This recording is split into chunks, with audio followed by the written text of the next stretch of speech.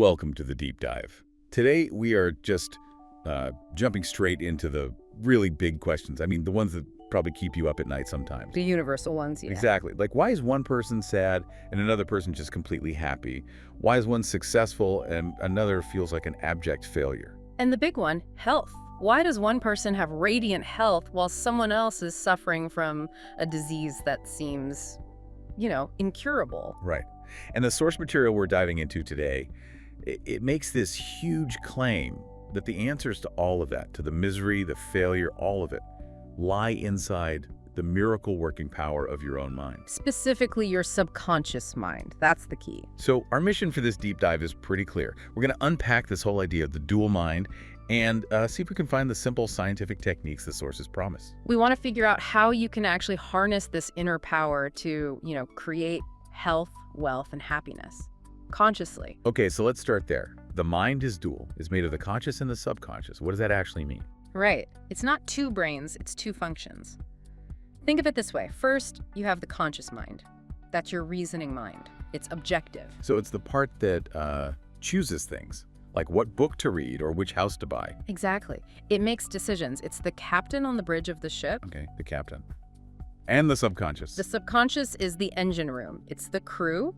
It's the subjective mind, and this is the real powerhouse. It operates automatically. It runs your heartbeat, your digestion, your circulation, all the vital stuff you never consciously think about. It's just always on. Always on, 24/7. And the critical thing to understand about it, the way it works, is that it operates according to the law of belief. The law of belief. Yeah, it's a principle. It's like chemistry or physics. Water finds its own level. Matter expands when heated. You don't argue with it. The subconscious is the same. It doesn't debate. It just accepts what it's told. Which brings us to that fantastic analogy from the source material. The conscious mind is the gardener. And the subconscious mind is the soil. Every thought you have is a seed. And the soil, the subconscious, it doesn't care if the seed is a beautiful flower or a weed. It doesn't care at all. It will grow whatever you plant. If you plant thoughts of peace and success, you get a harvest of peace and success. If you're constantly planting seeds of fear and lack and failure, That's what you're going to get. that's exactly what it will grow and express in your life. But hold on. My conscious reasoning mind knows I don't want to fail. So if I think, oh, I can't afford that, why does my all-powerful subconscious just accept that? Why doesn't it argue back and say, no, that's a bad idea? And that is the absolute key. That's where the power and the danger lie. The subconscious mind does not argue controversially. It can't. It accepts whatever the conscious mind decrees or impresses upon it as true. Even if it's completely false. Even if it's a total lie. If you consciously believe and feel I am broke, your subconscious takes that as a direct order, as a blueprint, and starts arranging circumstances to make sure that's your reality. So the belief is the trigger. The acceptance, the feeling of it as true, that's everything. So given that, the power of suggestion becomes, well, huge. Tremendous, because suggestion is just the act of putting an idea into the mind. And once the subconscious accepts that idea, it draws on, all its infinite power and wisdom to make it happen. The material uses that great example of the sailor versus the seasick passenger. Right, perfect illustration. So you're on a ship, the sea is rough, you walk up to a passenger who's already a little nervous and you say, hey, you look a bit pale, I bet you're gonna be seasick. And what happens? They turn green. They accept the suggestion because it aligns with their inner fear, but then you walk over to the old seasoned sailor and say the exact same thing. He's just going to laugh at you. He laughs it off. The suggestion has zero power because his subconscious conditioning, his inner belief, is one of immunity. He knows he doesn't get seasick. So the suggestion itself is neutral. Its power comes from our acceptance of it. Exactly. And this is where it gets scary in daily life because we are just bombarded with what the sources call heterosuggestion, negative programming from the outside. From parents, the news, society. Yeah. He can't do that. You'll never be good enough. Never. Life is just an endless grind. All these things we hear from childhood. If you don't fight back, they become your reality. There's that shocking anecdote in the sources that proves the point. The man who died because a crystal gazer told him he would. It's a terrifying story. The prediction itself, the heterosuggestion, had no power. But the man accepted it. He was terrified. So he started suggesting it to himself? That's autosuggestion. Yes. He dwelled on it constantly with intense fear. And that constant fearful thought was the instruction that mobilized his subconscious mind to, well, literally shut his body down. He caused his own death by accepting a false premise. Wow. So the countermeasure then has to be constructive autosuggestion. It's the only way. You have to consciously and frequently repeat constructive, harmonious thoughts. You have to feel them as true until they form new, healthy habits of thought in the subconscious. So you're overwriting the old negative programming. You're planting a new garden. Okay, let's talk application. Healing. If the subconscious builds the body, it must be able to heal the body. The sources are really clear on this. What the creative principle created, it can recreate. And we have some, truly shocking historical evidence for this. We have to talk about Dr. James S. Dial. This was in Bengal back in the 1840s, before modern anesthesia, before germ theory even. Right. From 1843 to 1846, get this, Esdai performed about 400 major operations. 400? Amputations, removing massive tumors, things like that. Yeah. And he did it all using only mental anesthesia, hypnotic suggestion. That's insane. What was the mortality rate? Back then it must have been huge. It was 2 to 3%. Wait, what? 2 or 3%? That's statistically impossible for that era. It's phenomenal. And the sources argue it's because while the patients were in that hypnotic state, he was giving their subconscious minds direct orders. No infection, no pain, you will heal perfectly. And the subconscious, the builder of the body, just obeyed. It obeyed. It reorganized the body's systems to match the instruction. It's an incredible example of the mind's control over biology. Okay, so how does someone like you or I apply that without a hypnotist? Well, there's the technique from the Protestant minister who had lung cancer. His method was all about getting into the right state. He would relax completely, get into a sleepy, drowsy state. It's before falling asleep. Exactly. And in that state, he would affirm slowly and with feeling, this is key, the perfection of God is now being expressed through me. So he's not just repeating words. No, he's conveying the idea and the feeling of perfect health to his subconscious.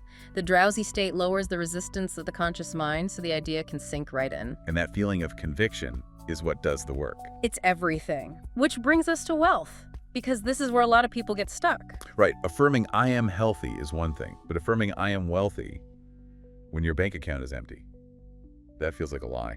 It does, and the source material points out a huge block first. If you're constantly criticizing or feeling envious of prosperous people, you're mentally condemning the very thing you want. You're telling your subconscious to push wealth away from you. You are. You have to bless it wherever you see it. But the other key is understanding that true wealth isn't money. Money is just a symbol. So what is it? It's ideas. An infinite flow of creative ideas from your subconscious mind. That's the true source. And that's why I am wealthy fails.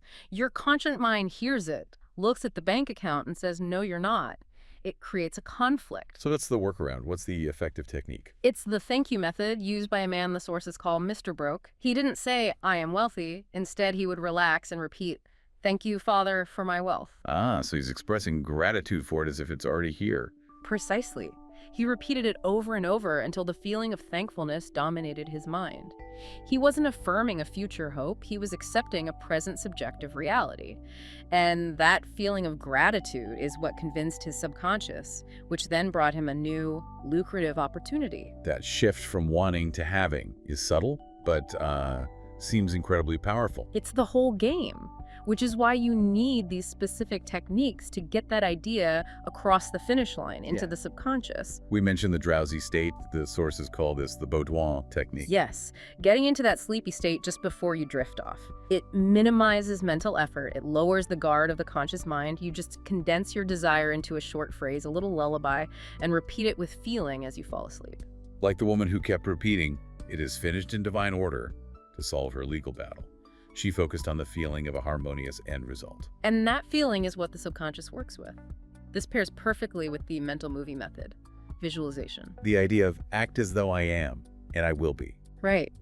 You create a vivid mental picture of the end result, backed by faith, and your subconscious will work to bring it to pass.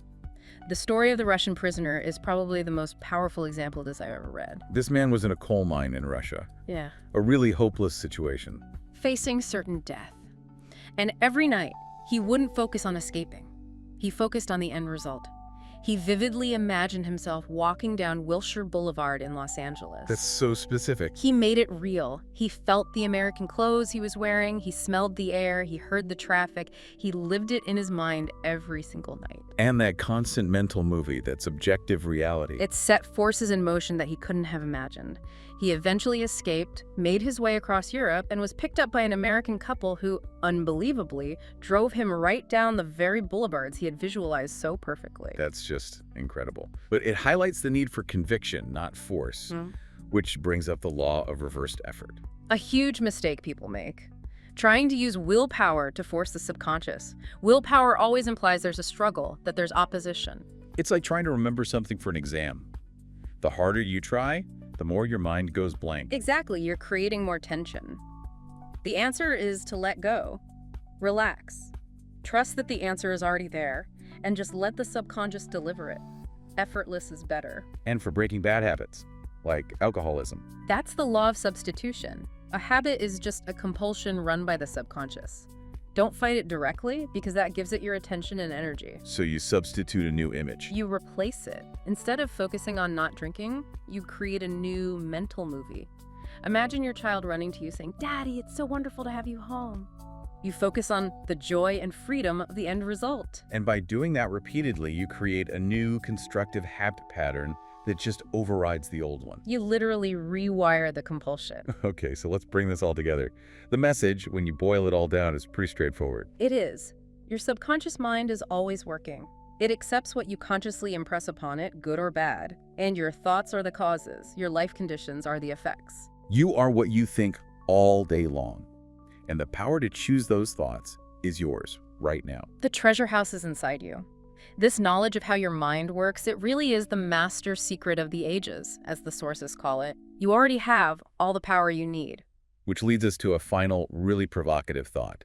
It comes from the alchemist Paracelsus, and he said, "Whether the object of your faith be real or false, you will nevertheless obtain the same effects." Think about that. Remember the man who was healed of tuberculosis? He believed a splinter of wood in a ring was a piece of the true cross. But it wasn't. It was just a random piece of sidewalk debris. A lie. The object was false, but his belief was total, and the healing was profoundly real. His subconscious accepted the idea of perfect health, and it delivered. So, if your internal belief can manifest a physical miracle based on something that is objectively a lie, Then just consider this. What limitless reality, what perfect health, what incredible success could you create if you aligned that same confident belief not with a false object, but with the actual infinite wisdom and eternal truths that are already resident in your own subconscious mind? The potential is just staggering, and it's waiting for your command.